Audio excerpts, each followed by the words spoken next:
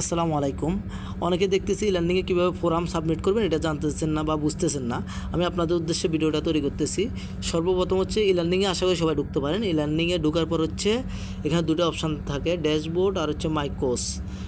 ভালো করে দেখেন, মাই কোর্সে সবাই ঢুকবেন। ঢোকার পর হচ্ছে এখানে এই সেমিস্টার যে কোর্সগুলো আছে সবগুলো আছে। এটার মধ্যে আমরা আজকে যে কোনো একটি বিষয়ের ফর্ম কীভাবে সাবমিট করে এটা দেখব।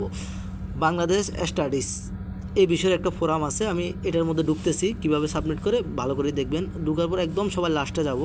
লাস্টে গেলে এখানে দেখবেন হচ্ছে ফোরাম অপশান আছে, থাকার পর এখানে একটা কোশ্চান আছে, আবার নিচে আছে হচ্ছে ফ্রাইডে 31শে জানুয়ারি 2025 11:59, এটা হচ্ছে লাস্ট ডেট। এর মধ্যে আমরা এটা সাবমিট করতে হবে। তো সর্বপ্রথম ফোরামের মধ্যে আমি ঢুকবো।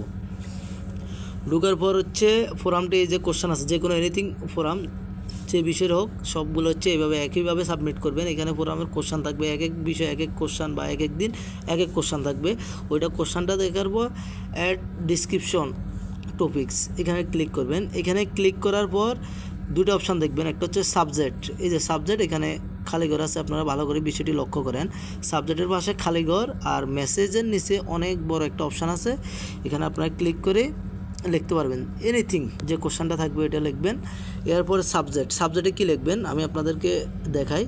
এই যে এই কোশ্চানটা, যে কোনো কোশ্চান, এটা কপি করবেন। কপি করে আপনার সাবজেক্টে পেস্ট করে দেবেন। এটা কপি করার পর সাবজেক্ট অপশানে পেস্ট করবেন। কপি করে এই যে আমি দেখা যাচ্ছে কীভাবে পেস্ট করবেন।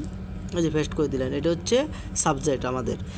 আর নিচে হচ্ছে আনসার, এই কোশ্চানটার আনসার নিচে লিখবেন। যেটাই লেখার পর হচ্ছে পোস্ট টু ফোরাম, এটাতে ক্লিক করবেন। এটাতে ক্লিক করলে আপনার এটা সাবমিট করা হয়ে যাবে। সাবমিট করার পর কীভাবে বুঝবেন আপনার এটা হয়েছে কি না আমি আপনাকে দেখাই। নিচে যারা সাবমিট করছে ওদের নাম আছে।